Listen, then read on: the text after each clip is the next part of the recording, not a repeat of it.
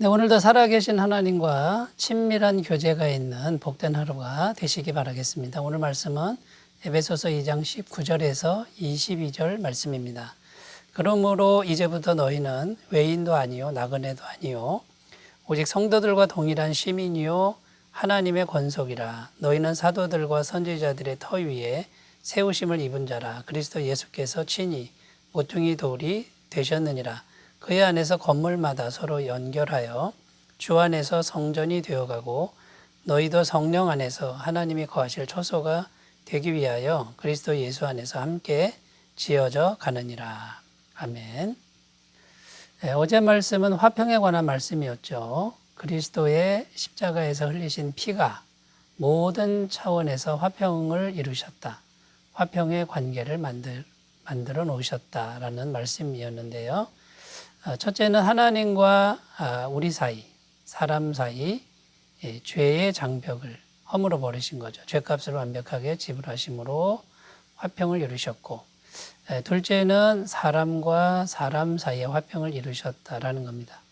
특별히 유대인과 이방인, 인간적으로 차이가 많고 장벽이 심했습니다만 이제는 그리스도 안에서 별 차이가 없어진 것입니다. 다 똑같이 그리스도의 은혜로 구원받은 존재이기 때문에 이제 화평의 관계를 이루어 놓으신 것이고 또 그렇게 힘써야 된다라는 것을 이제 말씀해 주셨죠. 자, 그리고 오늘 말씀의 내용은 뭐냐면 이렇게 그리스도께서 모든 차원에서 화평의 관계를 이루어 놓으셨으니 이제 우리가 해야 될 일은 무엇이냐? 그것은 함께 아름답게 지어져 가야 된다라는 겁니다. 아름답게 지어져 간다라고 할 때 건물을 비유로 해서 지금 설명하고 있는데 실제 건물을 짓는 건 아니죠. 교회 공동체를 이제 의미하는 겁니다. 교회 공동체는 사람들의 모임입니다.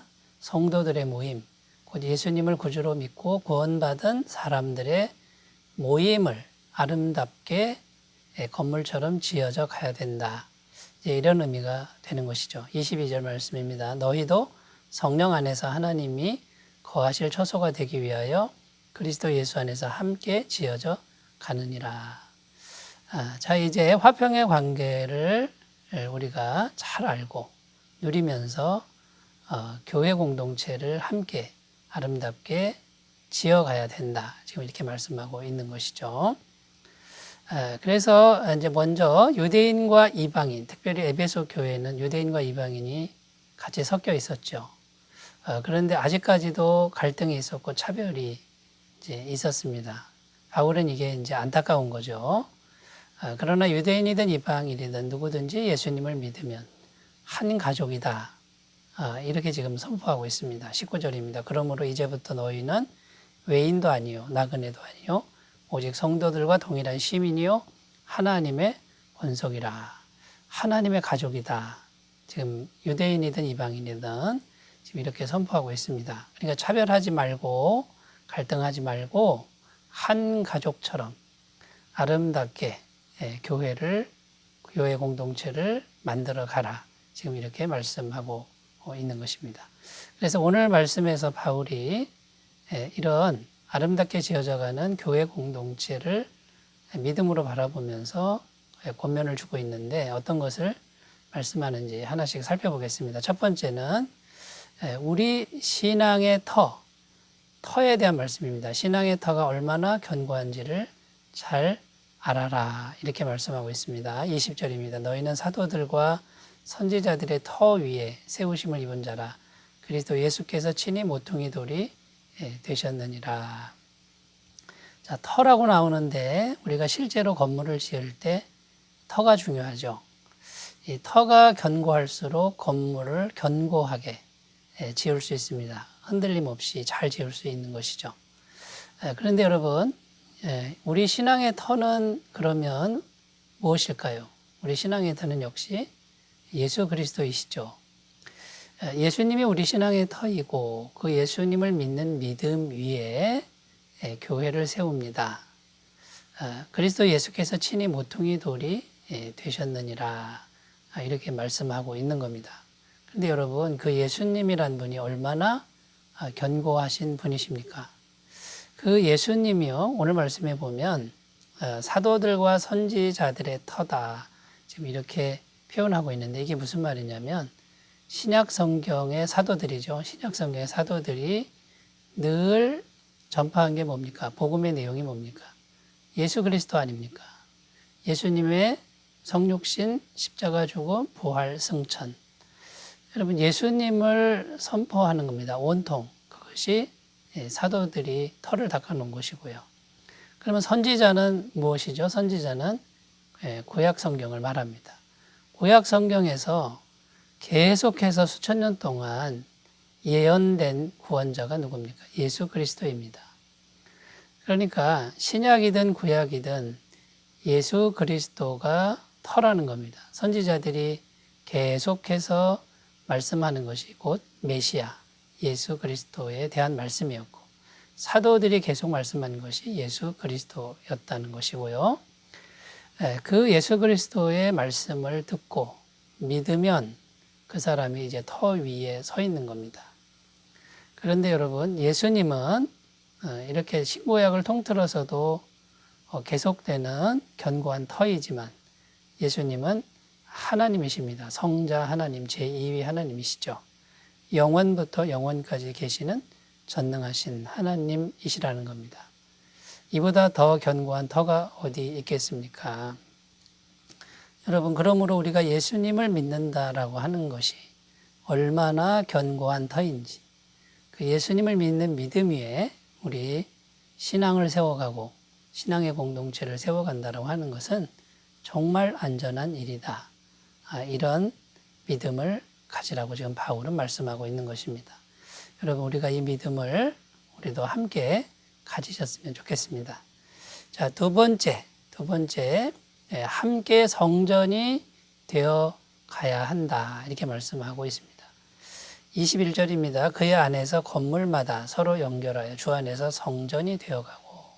자, 구원받은 성도님들의 공동체, 사람들의 모임이 잘 모여가지고 결국 뭐가 되라고요? 성전이 되어가야 된다. 자, 성전은 하나님을 모신 것이죠. 그 성전에 담긴 의미가 여러 개 있는데 우리가 살펴보면 첫 번째는 성전은 예배하는 곳입니다. 하나님을 경배하며 찬양하는 곳이고, 하나님 경외하기를 실천하는 곳이고, 또 하나님 경외하기를 배우는 것이죠. 성전에서 제일 중요한 게 예배인 것이죠. 하나님을 찬양하는 것이고요. 두 번째는 제사 드리는 겁니다. 죄사함 받는 곳이다라는 거예요. 성전에서 계속해서 피의 제사가 드려졌죠. 신약 시대 때는 우리가 믿음으로 예수님의 십자가의 보혈을 찬송하고 믿음으로 죄사함을 받는, 이런 죄사함 받는 곳이 성전이죠. 또 성전은 어떤 곳입니까? 기도하는 곳이라는 것입니다. 이사야 56장 7절에 보면 내 집은 만민의 기도하는 집이라 일컬음을 받으리라. 자, 이렇게 말씀하고 있습니다. 그러니까 기도를 통해서 하나님을 만나고 하나님의 자비의 손길을 경험하는 곳이 바로 성전이라는 거죠. 그러니까 교회 공동체가 뭐에 힘써야 됩니까? 기도에 힘쓰는 것입니다. 마태복음 18장에 가보면 합심 기도의 중요성을 말씀하는데, 너희 중에 두세 사람이 내 이름으로 기도하면 하나님이 들으신다고 그랬고요. 땅에서 매면 하늘에서도 매이고 땅에서 풀면 하늘에서도 풀리는 권세를 주었다고 말씀하고 있는 것입니다. 네 번째, 성전의 의미는 하나님의 사랑의 임재를 경험하는 곳이다 라는 겁니다. 사랑입니다. 사랑을 실천해야 되는데 우리 힘만으로 실천하는 것이 아니라 하나님의 사랑의 임재, 사랑의 능력이 우리 안에 들어오면 이제 우리가 그 사랑의 임재를 마음속에 받게 되고, 그 다음에요, 그 사랑의 임재를 받은 사람들이 이제 사랑을 실천할 수 있는 것이죠.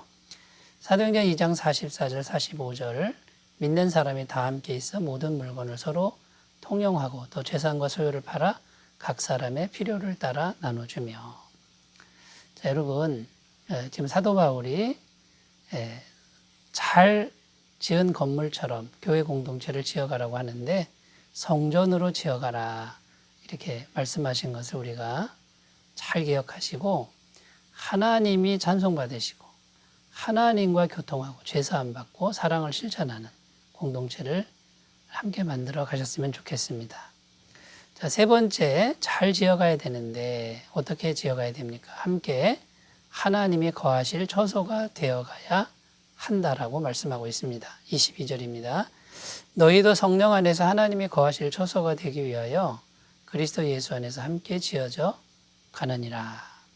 자, 여기 보면 하나님이 함께 거하실 처소가 되도록 교회 공동체를 잘 지어가라. 지금 이렇게 말씀하고 있습니다. 자, 하나님이 함께 거하신다, 함께 사신다, 우리와 함께 사신다.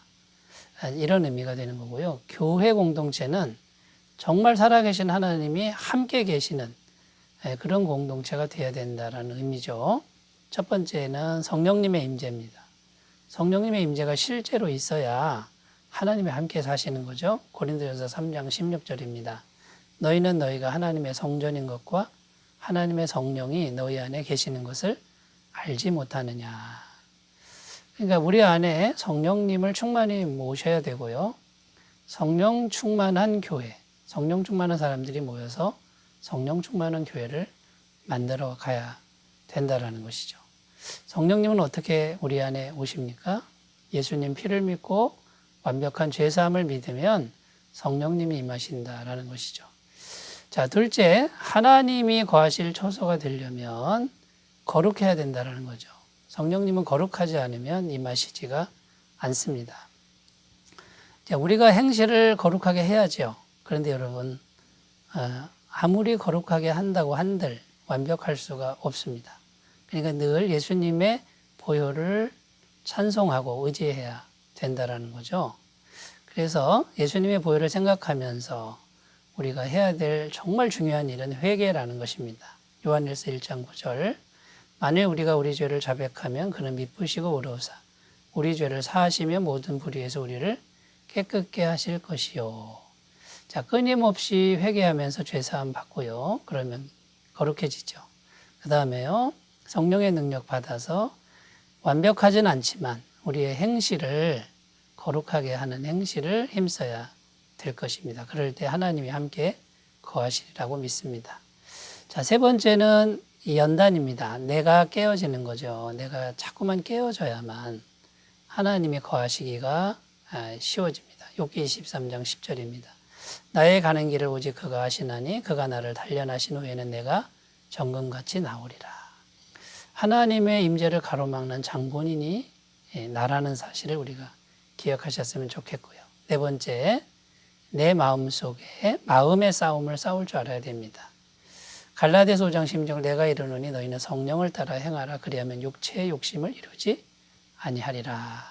여러분, 육체의 욕심과의 싸움에서 승리하시면 성령님이 함께 거하실 줄로 믿습니다. 우리 함께 기도합니다.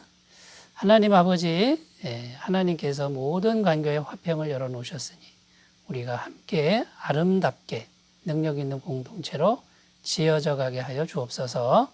예수님의 이름으로 기도드립니다. 아멘. 오늘도 행복한 날 되시기 바라겠습니다. 감사합니다.